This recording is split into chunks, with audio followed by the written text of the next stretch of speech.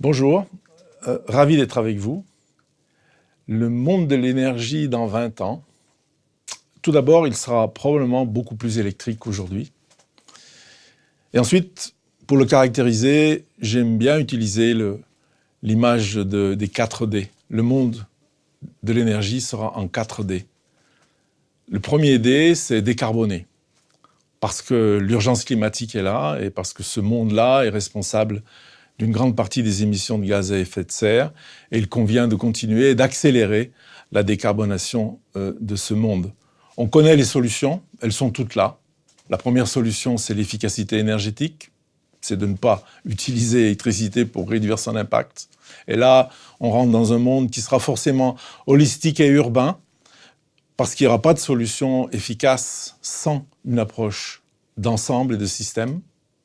La deuxième caractéristique de cette décarbonation, c'est évidemment l'utilisation de technologies de production d'électricité ou de mobilité sans CO2.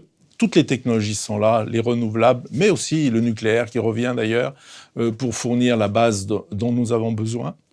Et la troisième solution, parce que nous continuerons à utiliser du fossile dans les processus électriques et industriels pour encore longtemps, nous avons besoin de développer les technologies qui existent en carbon capture et utilisation ou en carbon capture and storage. À ce propos, ne pas oublier que c'est la seule technologie qui nous permettra un jour, associée aux biomasses, de retirer du CO2 de l'atmosphère en toute sécurité. Le deuxième D, c'est digitaliser. Parce que tout ce que je viens de vous dire a besoin de la technologie digitale et se nourrit de cette technologie digitale. Et la technologie digitale, en permettant d'associer finement la production à la consommation finale, et quelquefois d'ailleurs de renverser cet échange, et aussi de permettre des solutions d'efficacité beaucoup plus avancées, va nous permettre de proposer des solutions dans la décarbonation. Le troisième D, c'est décentraliser. À ce propos, d'ailleurs, c'est aussi revenir à l'origine, parce que notre système électrique n'est pas né centralisé, il est né décentralisé, il est ensuite centralisé par l'arrivée de nouvelles technologies.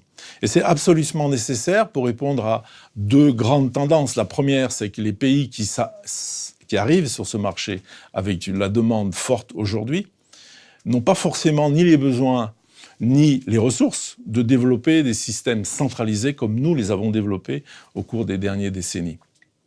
Et puis, dans nos propres pays déjà développés, des systèmes qui rapprochent l'urbanisation de nos systèmes déjà existants demandent des solutions décentralisées que nous pouvons leur fournir.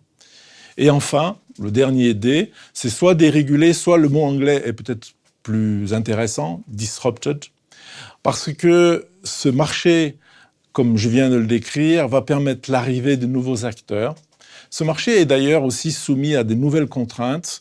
Lorsque vous posez la question aux acteurs existants du marché aujourd'hui, quels sont les 2 ou 3 grands facteurs qui les préoccupent, ils vous citent rarement les problèmes de ressources ou les problèmes de prix ou les problèmes de structure de marché.